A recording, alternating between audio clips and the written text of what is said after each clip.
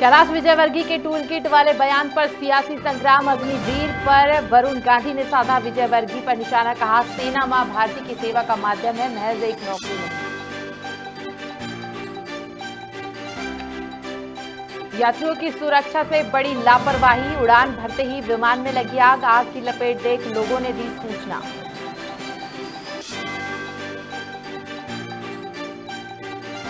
PCC chief Kamal Nath ने कार्यकर्ताओं को भेजा संदेश, कहा जिसे टिकट नहीं मिला वो निराश न हो, उम्मीदवार किसी एक को ही बनाया जा सकता है।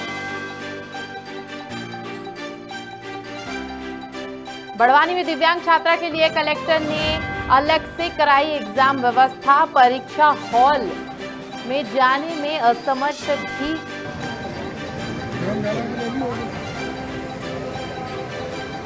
आर्मी भर्ती परीक्षा को लेकर युवाओं ने सौंपा ज्ञापन।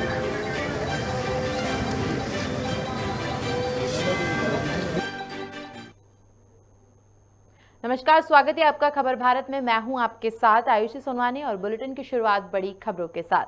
भाजपा के राष्ट्रीय महासचिव कैलाश विजयवर्गीय ने इंदौर में हुई एक प्रेस कॉन्फ्रेंस के दौरान अग्निपथ योजना से निकले अग्निवीर को लेकर कहा कि मुझे इस भाजपा ऑफिस में अगर सुरक्षा रखनी है तो मैं अग्निवीर को प्राथमिकता दूंगा, जिसके बाद से उनके इस बयान का विरोध शुरू हो गया है।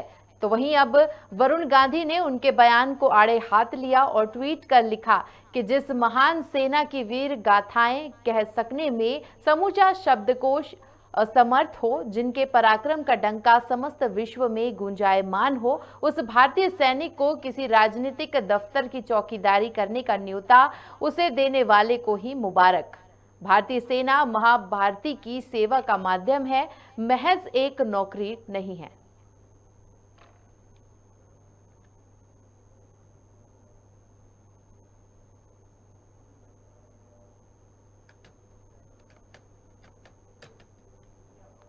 पटना एयरपोर्ट पर स्लाइस जेट की बड़ी लापरवाही सामने आई। गनीमत रही कि एयरपोर्ट पर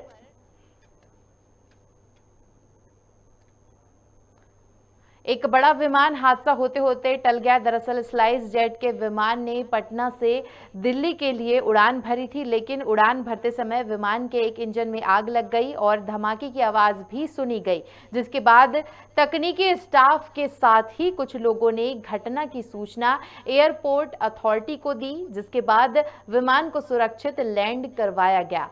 करीब 2 चक्कर लगाने के बाद विमान को सुरक्षित लैंड करवाया गया। विमान में कुल 185 यात्री सवार थे।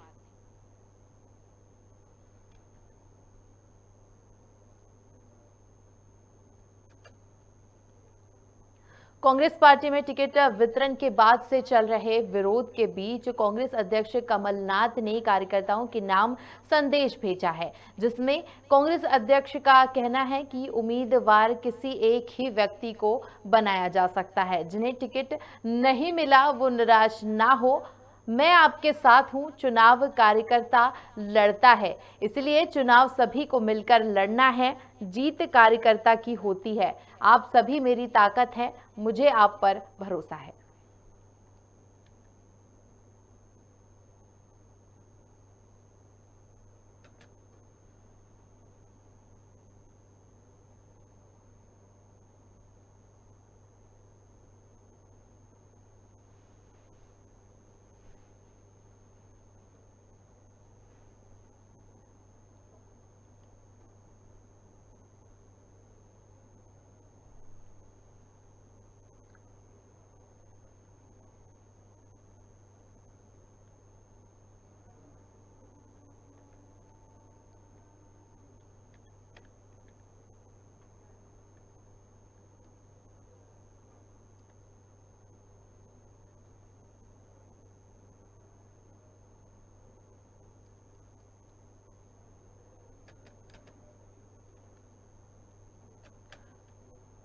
खबर भिंड से है, जहां आर्मी भर्ती की परीक्षा की तैयारी कर रहे युवाओं ने एसडीएम को ज्ञापन सौंपा है। जानकारी के अनुसार नवयुवकों ने एमजेएस ग्राउंड में शांतिपूर्ण और लोकतांत्रिक तरीके से अपनी बात रखते हुए जिलाधीश सतीश कुमार और पुलिस अधीक्षक शैलेंद्र सिंह के समक्ष ज्ञापन सौंपा है। आपको बता दें कि मौके पर आला अधिकारियों समेत भारी संख्या में पुलिस बल भी मौजूद रहा, जहां अधिकारियों ने भी युवाओं की मांगों पर कार्रवाई करने का आश्वासन दिया है। यहाँ जो आर्मी रिक्रूटमेंट के लिए जो तैयारी कर रहे हैं सभी बच्चे आज यहाँ शांतिपूर्वक रूप में अपना जो भी इसमें जो सुझाव है, जो भी मांग है, जो भी संशोधन की मांग है, तो उन्होंने लिखित में हमको दिया है और ये रिक्वेस्ट किया है कि इसको विधि स्वरूप इसको जो भारत सरकार का, जो रक्षा मंत्रालय का और स्टेट गवर्नमेंट का इसको भेज दिया जाए और हम ज़रूर बच्चों को मांग को हम विधिक रूप में हम संबंधित विभाग को हम भेजेंगे और मैं इन बच्चों को जो भविष्य के लिए जो उचित कार्रवाई है, जो हमारा जिला प्रशासन की ओर से एसपी साहब भी उसको लगातार पिछले 2-3 दिन से इसमें लगातार इसमें मार्गदर्शन कर रहे हैं। प्रत्याशियों को टिकट वितरण के बाद भाजपा और कांग्रेस के असंतुष्ट कार्यकर्ताओं का विरोध लगातार बढ़ते ही जा रहा है। ऐसा ही कुछ प्रदेश बीजेपी कार्यालय में देखने को मिला, जहां कई जिलों से आए असंतुष्ट नेता और कार्यकर्ताओं ने जमकर हंगामा किया। इस दौरान प्रदेश महामंत्री भगवान सहाय ने कहा कि स्वाभाविक है, जो लोग सालों से पार्टी की सेवा कर रहे हैं, उन्हें अगर टिकट नहीं मिलता है तो वो नाराजगी तो व्यक्त करेंगे ही।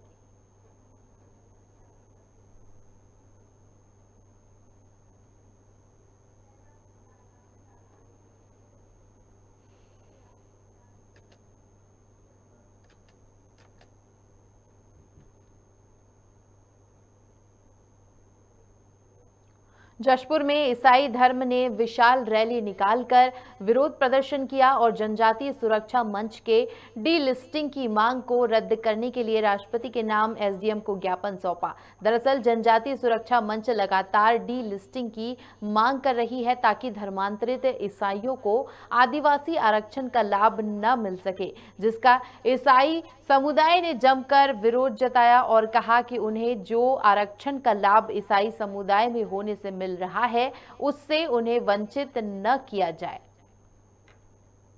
हमारे संविधान से छेड़खानी हो रही है। हमें अनुसूचित जनजातियों से बाहर निकालने की मांग की जा रही है। आर्टिकल 342 को अगर आप देखेंगे तो ये किसी भी धर्म विशेष की बात नहीं करता है, ये अनुसूचित जनजाति की बात करता है। चाहे हम हिंदू हो धर्म परिवर्तित, चाहे हम मुस्लिम हो, चाहे हम क्रिश्चियन हो, यहाँ पर जो लोग डिलिस्टिंग की मांग कर रहे हैं उनको आगे किया जा रहा है और उनके विरुद्ध हम यहाँ पर लड़ाई में खड़े हुए हैं अपने हक की मांग करने के लिए। आदिवासियों को आदिवासी से लड़ा करके हमारा संविधान जो 342 है उसका वो मतलब उसको खंडन करना चाहता है। वो ये चाहता है किसी भी तरह से आदिवासियों का ये जो आरक्षण है समाप्त हो जाए। जब इस क्षेत्र में हमारे ईसाई लोग अगर हम डिलिस्टिंग से बाहर हो जाएंगे तो हमारा जिला ये आदिवासी जिला से वंचित हो जाएगा, किसी भी आदिवासी इसका लाभ नहीं मिलेगा। जबकि हमारा इस जिले में हम 22% आदिवासी हैं, टोटल 62% इस जिले में टोटल आदिवासी हैं। अगर 22% हट गए तो इस जिले में सिर्फ 40% आदिवासी हो जाएगा। और ये सूचना आरएसएस वाले चाहते हैं कि ये क्षेत्र सामान्य घोषित किया जाए जिसको उनका लाभ मिले, और इसलिए हमारे आदिवासी को आपस में लड़ा रहे हैं। हमारे आदिवासी को कोई साजिश नहीं, जो हमारा विरोध कर रहे हैं हमारे आदिवासी उनका भी विरोध नहीं कर रहे हैं, लेकिन वो उनके चंगुल में फंस के, उनके लालच में फंस करके अपने लाभ स्वार्थ पाने के लिए हम लोग हमारा विरोध कर रहे हैं। हम लोगों की मांग है कि जशपुर जिला 5वें अनुसूचित 76 है और 5वें अनुसूचित 76 बना रहे। जो डीलिस्टिंग की मांग है, डीलिस्टिंग अगर होता है तो यहाँ 50% से आदिवासियों की संख्या कम हो जाएगी, और अगर 50% से आदिवासियों की संख्या कम होती है तो स्वतः यह क्षेत्र डिशेड्यूल हो जाएगा, अर्थात आदिवासी क्षेत्र नहीं रह जाएगा और हमको आदिवासियत का जो लाभ मिल रहा है, विशेष करके प्रतिनिधित्व का जो लाभ मिलता है, वह लाभ नहीं मिलेगा। इसलिए हम डीलिस्टिंग होना नहीं चाहते हैं। डीलिस्टिंग हमारे आदिवासी भाइयों को कुछ लोगों के द्वारा भड़का करके ये कहा जा रहा है कि ईसाई भाइयों को अगर आदिवासी की सूची से निकाल दिया जाए तो ये उनके लिए बहुत अच्छा रहेगा। लेकिन ये लोगों की साजिश को हमारे भाई लोग समझ नहीं पा रहे हैं। ये पंचायत अधिनियम को बंद करने की साजिश है। ये इसी के अनुसार सभी को धीरे से आरक्षण खत्म करने की साजिश चल रही है। खबर बड़वानी से है, जहां दिव्यांग छात्रा को एग्जाम देने में दिक्कत ना हो, इसीलिए कलेक्टर ने अलग से एग्जाम देने की व्यवस्था करवाई है। आपको बता दें कि लोक सेवा आयोग की परीक्षा देने आई विद्यार्थी शारीरिक रूप से दिव्यांग थी, जिस कारण ऊपर की मंजिल पर बने परीक्षा हॉल में जाने में असमर्थ थी। इसलिए उसको एग्जाम देने में कोई समस्या न हो, इसीलिए कलेक्टर श्री शिवराज सिंह वर्मा ने उसके तथा अन्य दिव्यांग छात्रों के लिए नीचे ही एग्जाम देने की व्यवस्था करवा दी।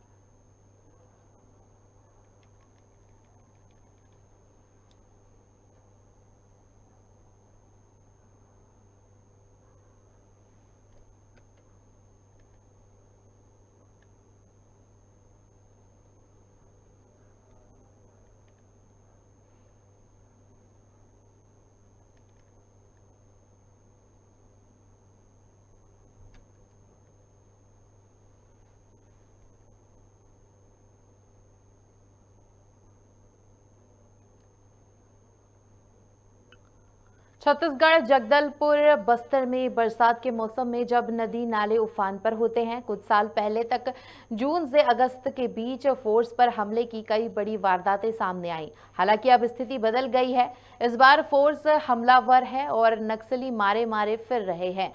इससे पहले ही नक्सली कोई रणनीति बनाए, इससे पहले फोर्स ने ऑपरेशन मानसून लॉन्च कर दिया है। बस्तर आईजी ने कहा कि विगत वर्षों से लगातार मानसून सत्र में पुलिस को भारी कामयाबी मिली है।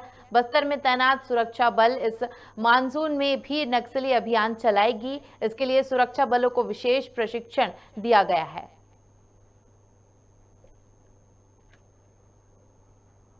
आमतौर पर यह माना जाता है मानसून की अवधि में नक्सलवादी अभियान कम हो जाते हैं, लेकिन विगत वर्षों में बस्तर संभाग के अंतर्गत सीमावर्ती अंदरूनी इलाके में मानसून की अवधि में भी लगातार नक्सलवादी अभियान संचालित किए गए थे। उसका काफ़ी सकारात्मक परिणाम भी रहा है।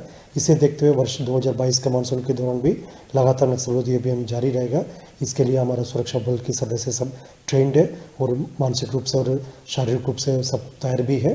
और इसी के विगत वर्षों में जो सकारात्मक परिणाम देखे गए, तो उसी को अनुभव को आगे लेते हुए मानसून की अवधि में भी लगातार न सिर्फ अभियान जारी रहेगा, साथ साथ जो विकास कार्य है, जो क्षेत्र की जनता के मनसा अनुरूप सड़क निर्माण कार्य, बिजली आपूर्ति, अन्य जो मूलभूत सुविधा देने के लिए भी सुरक्षा प्रदान की जाती है।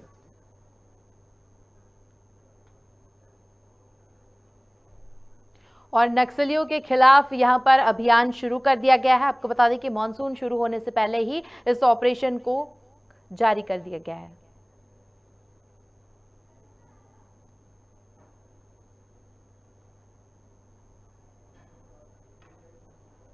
चलिए, और पूरी खबर पर हमारे साथ स्टेट हेड सचिन श्रीवास्तव जुड़ रहे हैं, उनसे जानेंगे नक्सलियों को लेकर पुलिस ने क्या कुछ तैयारियां की है मानसून ऑपरेशन के चलते।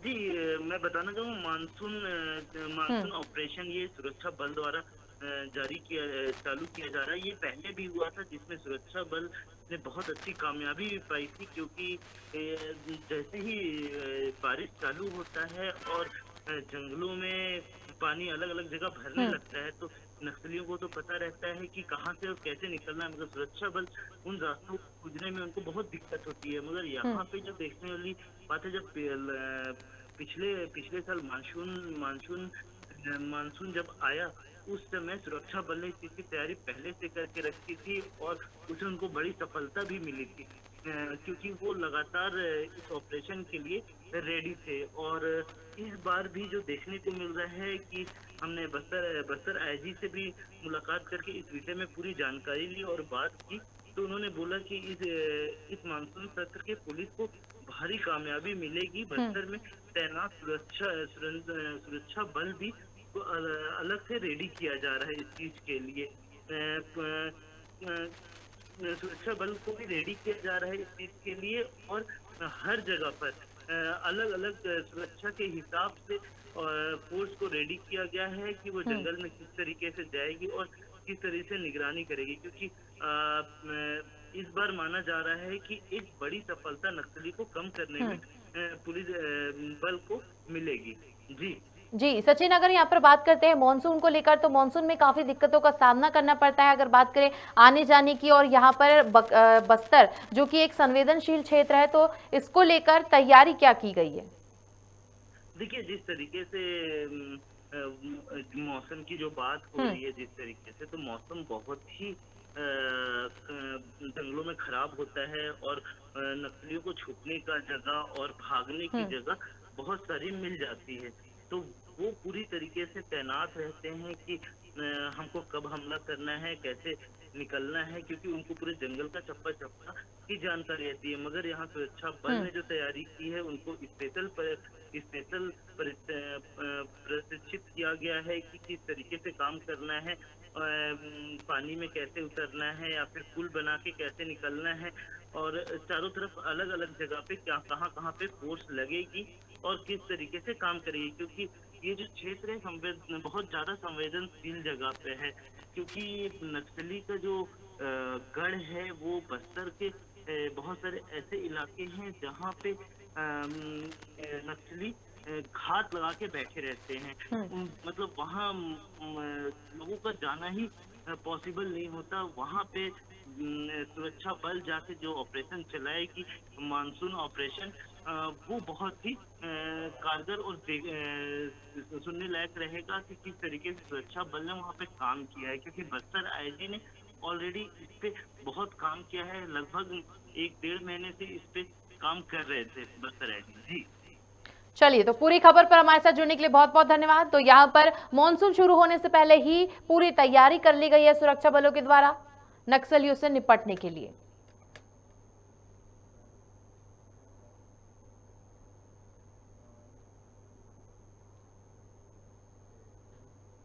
खरगोन के डीआरपी लाइन मैदान में दंगाइयों से निपटने के लिए पुलिस अधिकारियों ने मॉक ड्रिल किया, जहां दंगाई बने पुलिस कर्मियों पर गोली चली, लाठीचार्ज हुए और गोली भी दागी गई। इस दौरान एसपी ने सभी पुलिस कर्मियों को दंगे के दौरान के गंभीर बातों से अवगत कराया।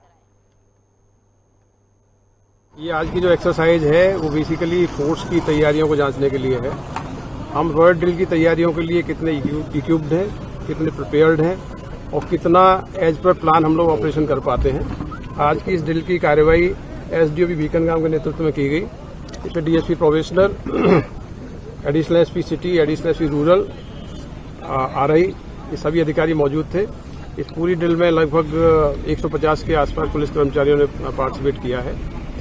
इस पूरी ड्रिल में लोगों को कैसे हम बलवा ड्रिल के गियर को यूज करें, टीयर गैस का कैसे यूज करें, जो हमारी तैयारियां हैं उनका लेवल किस प्रकार का हो, हमारा मनोबल बहुत उच्च श्रेणी का होना चाहिए। इस ड्रिल के बाद लोगों में अच्छा कॉन्फिडेंस मुझे महसूस हुआ है कि हमारी टीम खरगोन पुलिस किसी भी कानून व्यवस्था की सिचुएशन को डील करने के लिए बहुत मजबूती से तैयार है। हमारे सारे इक्विपमेंट, सारे उपकरण तैयार हैं और लोगों को लगातार ट्रेंड किया जा रहा है, उनका सरप्राइज चेक किया जा रहा है और उनमें रॉयल ड्रिल के इक्विपमेंट्स को यूज करने के लिए रेगुलर बेसिस पे उनकी मॉनिटरिंग की जा रही है, जिससे कि छोटी से छोटी और बड़ी से बड़ी किसी भी कानून व्यवस्था की स्थिति में जब वो उपस्थित हों तो रॉयल ड्रिल की तैयारी के साथ उच्च मोटिवेशन के साथ उपस्थित हों।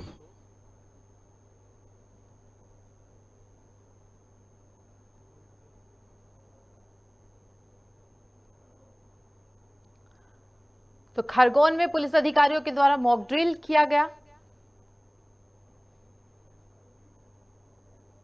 तो खरगोन की हम आपको पूरी खबर बता रहे, जहां पर पुलिस अधिकारियों ने दंगाइयों से निपटने के लिए मॉक ड्रिल किया। और इस पूरी खबर पर ज्यादा जानकारी के लिए हमारे साथ संवाददाता रोहित जुड़ रहे हैं, उनसे जानेंगे पुलिस के द्वारा क्या कुछ व्यवस्था की गई है और मॉक ड्रिल के हवाले से क्या कुछ खबर है।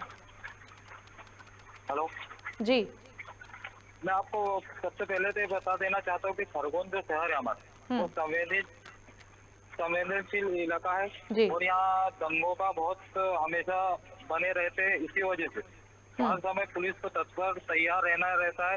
इसीलिए पुलिस अधीक्षक द्वारा 150 से ज्यादा पुलिस कर्मी व्यक्तियों को मॉक ड्रिल किया गया। इस दौरान दंगाई बने पुलिस कर्मियों को गोली चली, लाठीचार्ज भी और गोली दागी गई।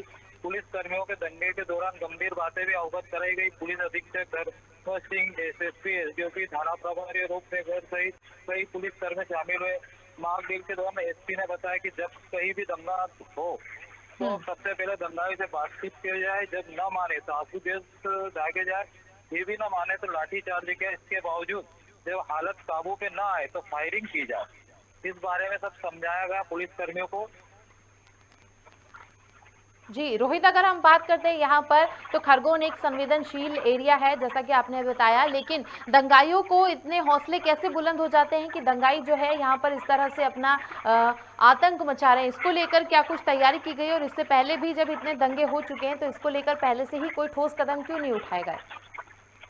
पूर्व में भी जब दंगे हुए थे खरगोन शहर के अंदर तो पुलिस की थोड़ी नाकामी रही थी, पर इस बार पुलिस प्रशासन हमेशा मुस्तैद रहना चाहता। आगामी त्योहार भी अभी आने वाले, इसलिए पुलिस की पूर्ण तैयारी है, कभी भी दंगे से निपटने के पूर्ण तैयारी में लगे हुए। चलिए रोहित, पूरी खबर पर हमारे साथ जुड़ने के लिए बहुत बहुत धन्यवाद। तो यहाँ पर पुलिस अधिकारियों के द्वारा मॉक ड्रिल किया गया, दंगाइयों से निपटने के लिए पूरी तैयारी पुलिस प्रशासन के द्वारा की जा रही है।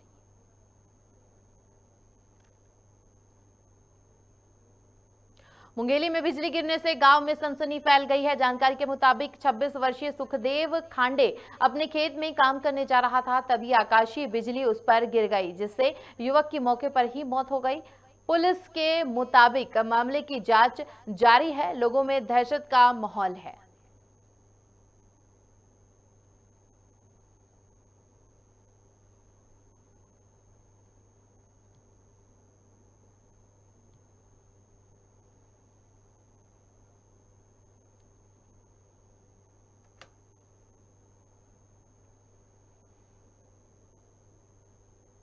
तो आकाशीय बिजली गिरने से युवक की मौत हो गई है। खेत में काम करने गया था युवक, तभी उस पर अचानक आकाशीय बिजली गिरी, जिससे उसकी मौके पर ही मौत हो गई। तो मॉनसून शुरू होने से पहले इस तरह की काफी घटनाएं सामने आती रहती हैं।